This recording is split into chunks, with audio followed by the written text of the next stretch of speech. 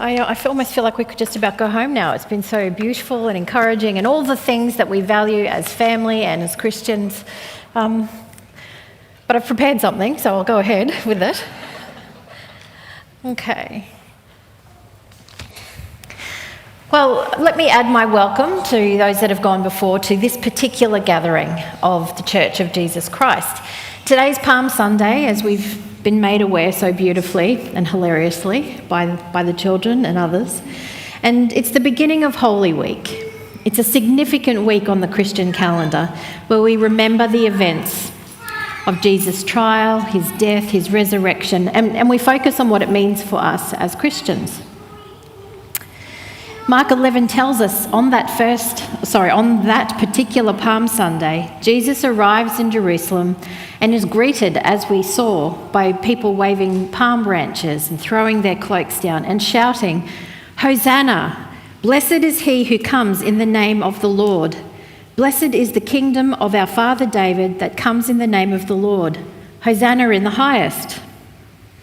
It was a triumphant entry, the culmination of a life's purpose and work. He was being received as a king, but not the king he actually was.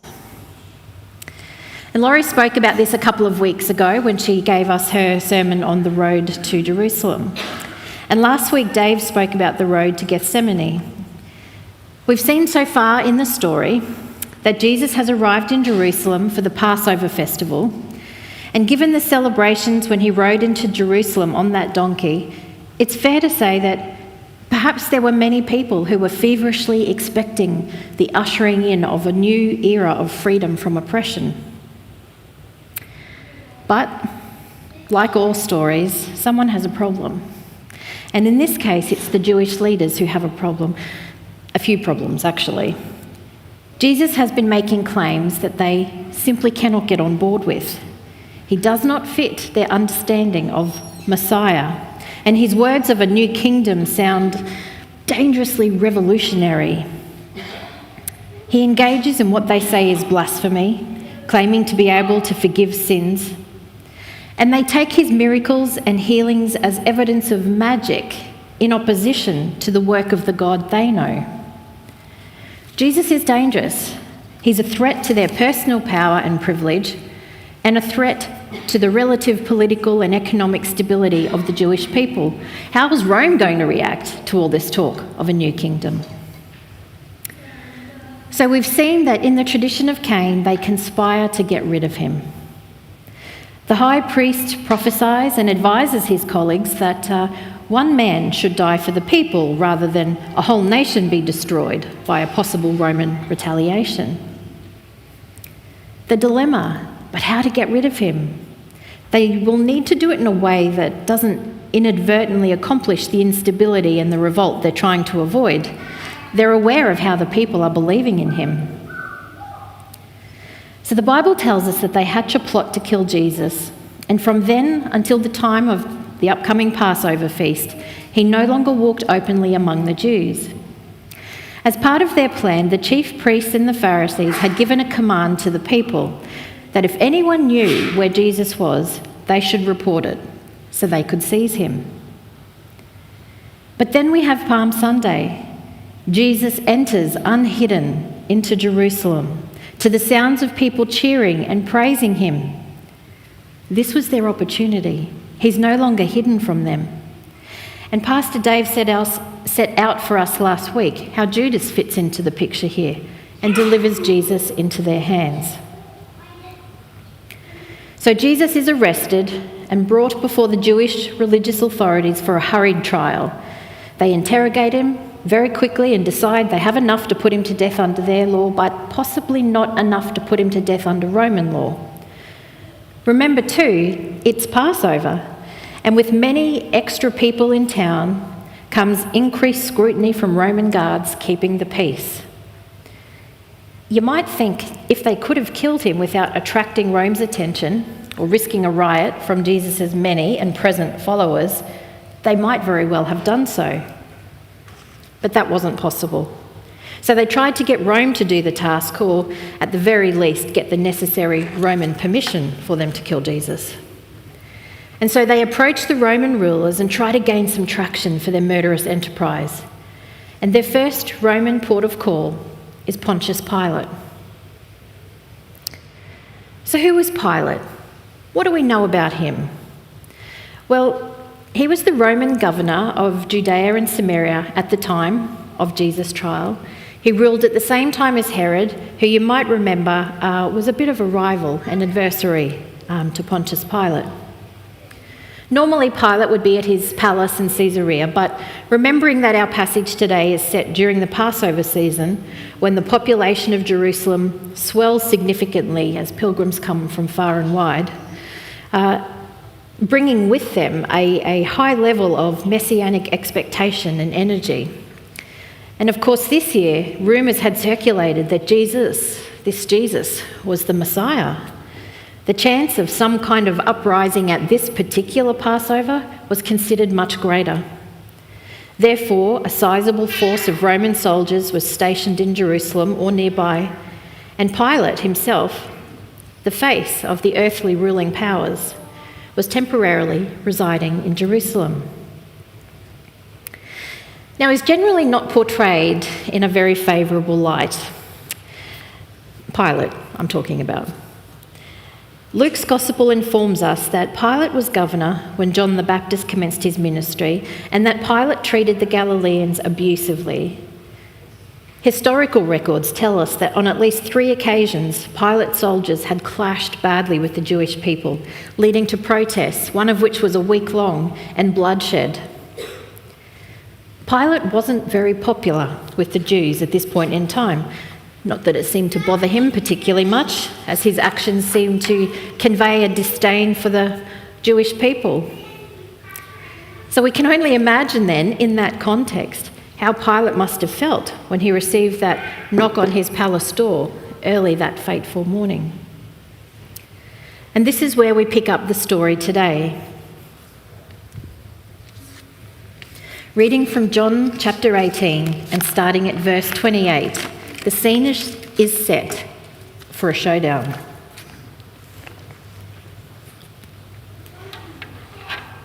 Then they led Jesus from Caiaphas to the praetorium, and it was early morning. That's the palace. But they themselves did not go into the praetorium, lest they should be defiled, because they wanted to eat at Passover. Pilate then went out to them and said, "What accusation do you bring against this man?" They answered and said, "If he were not an evildoer, we would not have delivered him up to you." Then Pilate said to them, "You take him and judge him according to your law." Therefore the Jews said to him, "It is not lawful for us to put anyone to death." They said that so that the saying of Jesus might be fulfilled, which he spoke, signifying by what death he would die. Then Pilate entered the praetorium again, called Jesus and said to him, "Are you the king of the Jews?" Jesus answered him, "Are you speaking for yourself about this, or did others tell you this concerning me?" Pilate answered, "Am I a Jew? Your own nation and the chief priests have delivered you to me. What have you done?" And Jesus answered, "My kingdom is not of this world. If my kingdom were of this world, my servants would fight, so that I should not be delivered to the Jews. But now my kingdom is not from here." Pilate therefore said to him, "Are you a king then?" Jesus answered, "You say rightly that I am a king. For this cause I was born, and for this cause I have come into the world, that I should bear witness to the truth. Everyone who is of the truth hears my voice." Pilate said to him, "What is truth?"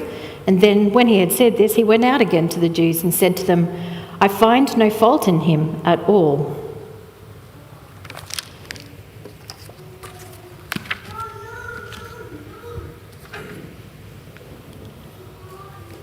It's a pretty vivid scene and packed with meaning. And if you remember nothing else from today, I want you to remember these 3 things. Jesus is the truth. We can know the truth, and we should live according to the truth. So scene 1, if you will, the interrogation of Jesus by Pontius Pilate. So in our story, we initially see the Jewish leaders engaging with Pilate on his front doorstep, with them trying to persuade him to try and take Jesus off their hands and put him to death. I can only imagine that Pilate's feeling pretty irritated. To start with, he doesn't like these people. They've woken him up in the early hours of the morning. They've refused to go inside to speak to him and instead insisted that their ruler come out and speak with them so that they don't get defiled, only to hand him a problem of capital proportions. I think we see his humanity come through when he basically says to the Jews, "You deal with it." But they insist that he deal with it because they wanted Jesus dead and they needed coverage. John tells us that Pilate turns on his heel, probably wanting to head straight back to his bed. But then we have this fascinating set of verses recording an apparently private conversation between Pilate and Jesus inside the palace. No Jewish authorities appear to be present, and there's a frank exchange between the Messiah and the earthly authority. So Pilate begins interrogating Jesus, firstly dealing with the charge that interests him the most. He says, "Are you the king of the Jews?" After having remained silent before the Jewish authorities, Jesus engages with his interrogator and responds with his own question. "Are you asking me this because you think I'm a king, or because others have told you I'm a king?" He doesn't deny it or particularly affirm it. He seems to be more interested in what's in Pilate's heart. Pilate retorts with, "Am I a Jew?" with the implication seeming to be, "It's the Jews who think you're a king. It's nothing to do with me. I'm just the guy that has to deal with the situation." Pilate is politically focused. He just wants to know if this Jesus guy is a threat to Rome's power. But still, we see a curiosity from him. He knows the Jewish leaders are very angry with Jesus and they want him killed. He wants to know if there really is anything to this king business, or if not, what has Jesus done to make them so angry? So he asks him, "What have you done?" Jesus provides him with reassurance. He affirms that he is no threat to Pilate or to Roman rule. He says, "My kingdom is not from this world." Now, for me personally, I reckon, speculation, but it's precisely at this point that Pilate decides this guy does not have a grip on reality. He's not a threat, he's just some harmless, deluded, travelling preacher, certainly not someone who's about to overthrow the Roman government. So, in my mind, his tone of voice, when he speaks next, sounds like this. Pilate says, "So you're a king then?" And I wonder if he used the same tone of voice that parents use when their 5-year-old comes out dressed in costume and they say, "So you're Superman then?"